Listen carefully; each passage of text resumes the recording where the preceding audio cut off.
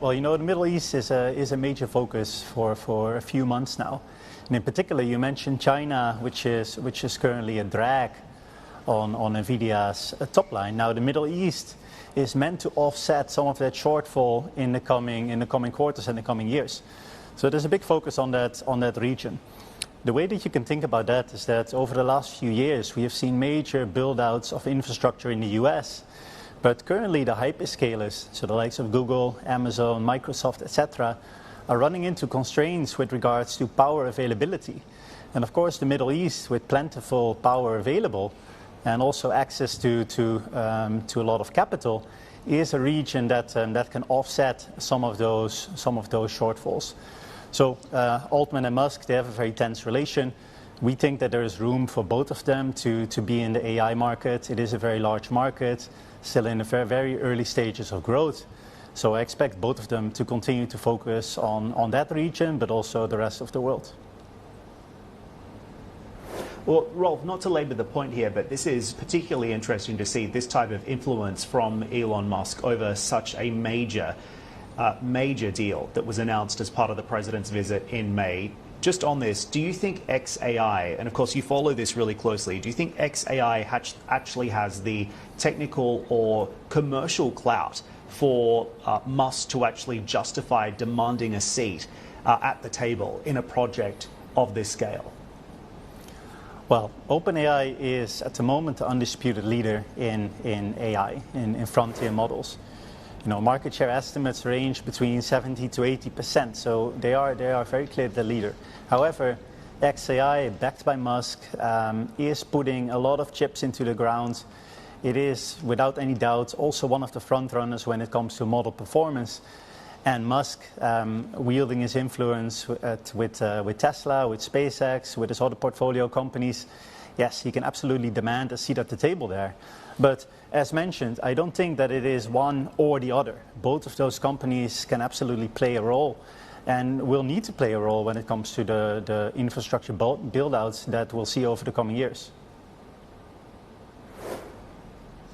Let's unpack the Nvidia earnings a little further. And of course, you mentioned this as well, but Nvidia out with a 69% year-on-year revenue growth number. That is despite having to take what it said was a multi-billion-dollar China write-down because Jensen Huang said the market was effectively closed. Just what did you make of the numbers, and expand on Nvidia's China problem for us? How serious is this?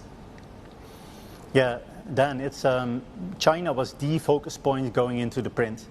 So it ended up being a 2.5 billion headwinds for 1Q.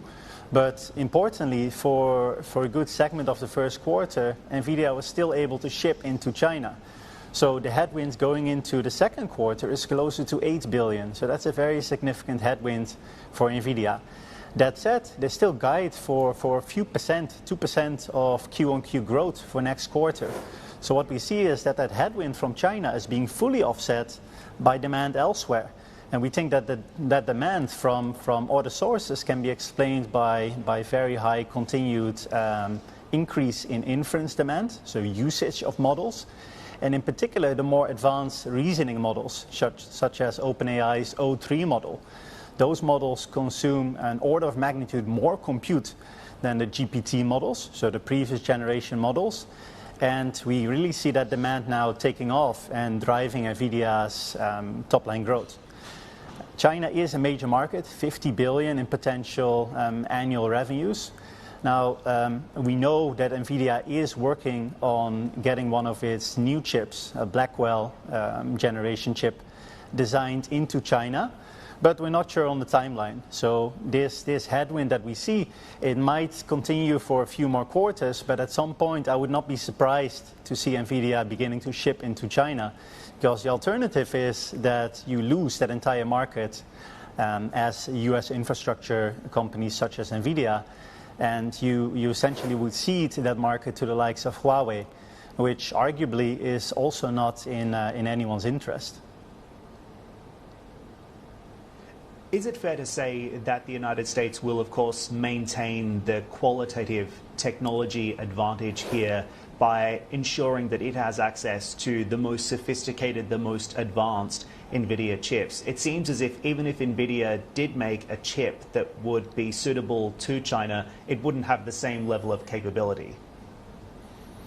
Yeah, it's absolutely fair to say that, yes, the most cutting-edge chips, and in particular the chips that integrate the most advanced memory. So a chip is really about several different components. One is the GPU itself, but the second most important one is access to high bandwidth memory that the likes of Samsung and Hynix and Micron manufacture.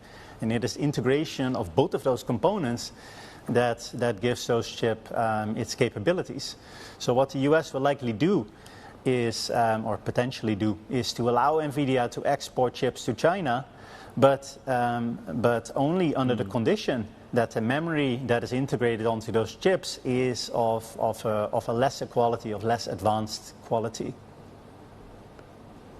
Right, but also, Rolf, are the Chinese really going to want the hand-me-down pajamas here? The second option product?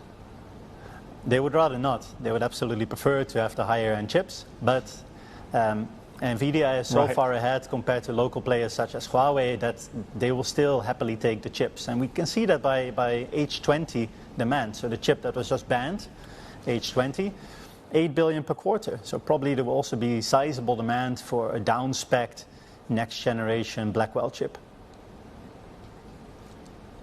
What we're also seeing, and you mentioned this earlier, is a long-term ecosystem for artificial intelligence forming in the Middle East region. And I think all of this, given Nvidia's concerns around China, really underscore just how significant the Middle East and these markets are going to be for Nvidia's growth story now that China is essentially off limits. So what is the revenue opportunity in this part of the world for Nvidia, and how do you expect these Gulf ties with this company to evolve into the future, Rolf? Yeah, it's a great question. And, you know, looking at Saudi Arabia's UMain project, that's 6.6 gigawatts of potential deployments over the coming decade. Now, that's an enormous figure because currently we're talking about build-outs of single gigawatts data center clusters in the US. So it's tens of billions of potential revenues. But we can also see that project and others in the Middle East start out very practically with deployments of 500 megawatts with Nvidia, 500 megawatts with AMD. So I expect deployments to be gradual, but it is absolutely tens of billions of potential revenues for Nvidia and its peers such as AMD.